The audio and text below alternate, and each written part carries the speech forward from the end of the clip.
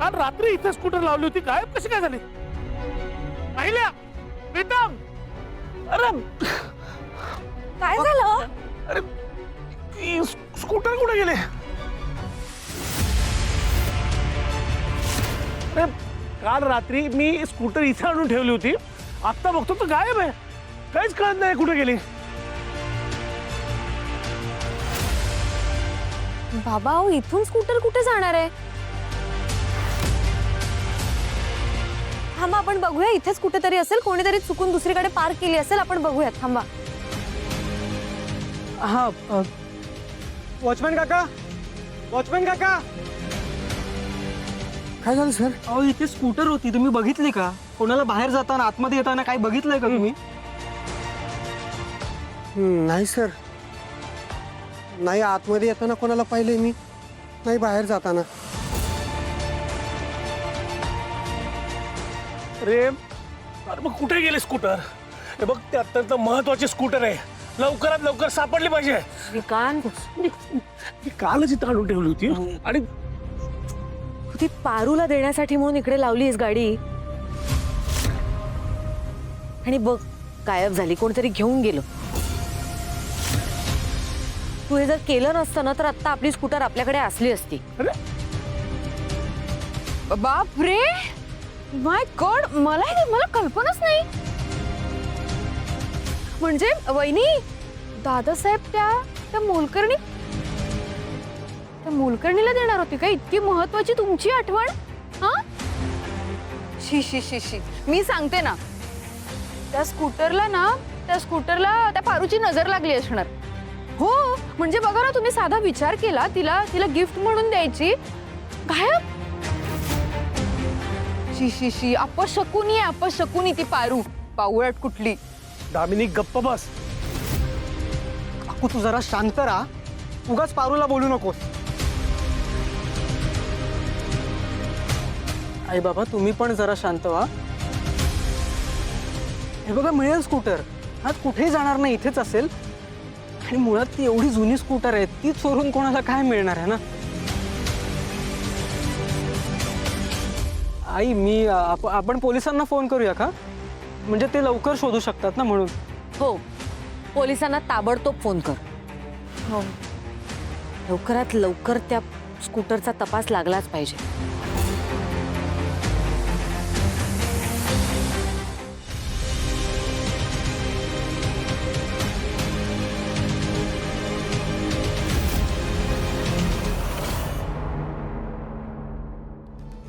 काय चाललंय सगळं मला कळत नाही.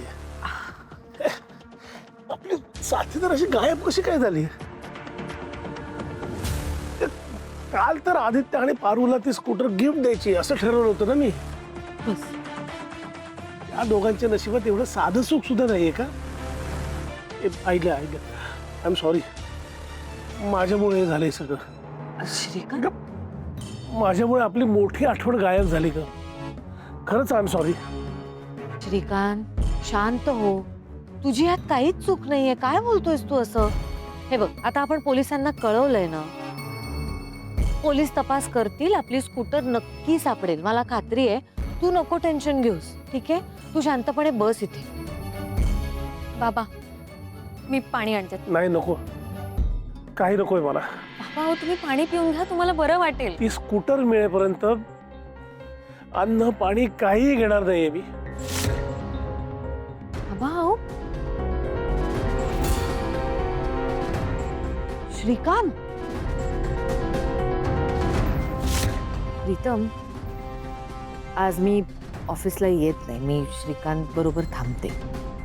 हो नको येऊस तू, ठीक आहे तू थांब. तू बघून घेशील ना, ऑफिस मधलं सांभाळशील ना सगळं? हो तसे आज फार काय नाही आहे, मी बघतो, मी करतो मॅनेज. प्रीतम किर्लोस्कर,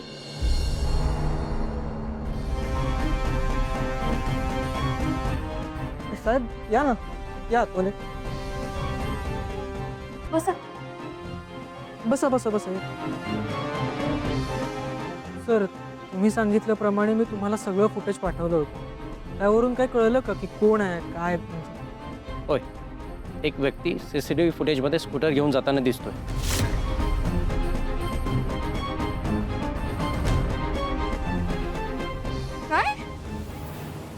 कसं शक्य आहे हे? नाही म्हणजे आमचा वॉचमन म्हणाला की आमच्या घरात कुणी आलंही नाही बाहेरून आणि घरातलं बाहेर कुणी गेलंही नाही. मग मग कसं काय काय बोलताय तुम्ही हे ना? थांबा, आपण वॉचमॅनशी बोलू. मी वॉचमॅनला बोलवलंय, तुम्ही त्याला विचारून घ्या परत एकदा.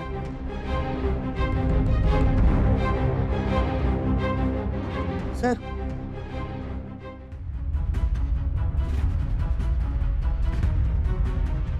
अरे खरं खरं सांग, रात्री तू पूर्ण वेळ ड्युटीवर होतास ना?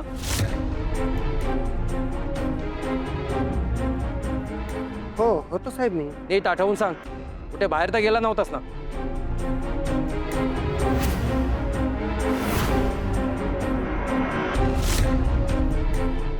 माफ करा साहेब, ते रात्रपाळी असल्यामुळे 10 मिनिटासाठी चहा पिण्यासाठी घरी गेलो होतो.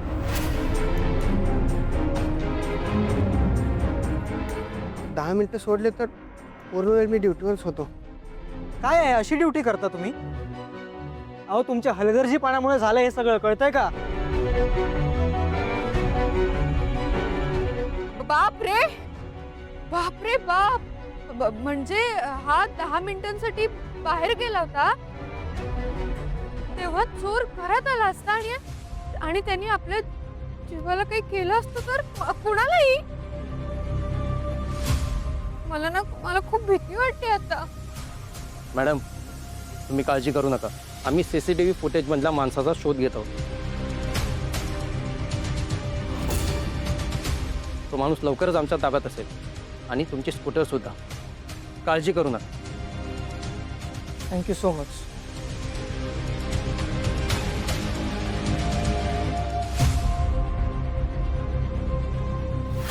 बसा बसा बसा.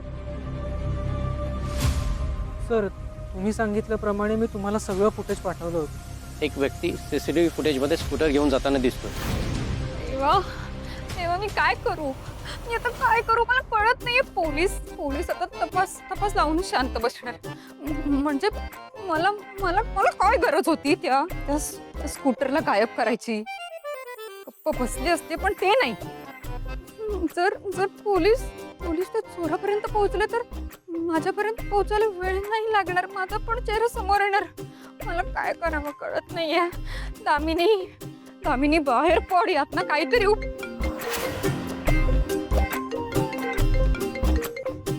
हॅलो मॅडम, तुम्ही सांगितलंय तसं सगळं चालू आहे. मी आता गाडी स्क्रॅपच्या दुकानात घेऊन आलोय. आता काय करायचं ते सांगा. मॅडम, गाडी भंगारमध्ये दिली ना तर त्याचे 2-3 हजार रुपये येतील. नाही, जुनी आणि भंगार गाडी आहे. ए बाबा थांब. ती गाडी कुणालाही विकू नको. एक काम करता, त्या भंगारवाल्याला सांग गाडी पूर्ण तोडून टाक, डिस्ट्रॉय कर. त्याचा एकही पार्ट उरता कामा नये. कुठलाही पुरावा मागे ठेवू नको प्लीज. ती गाडी तोडून टाक, मोड, काही पण कर. हां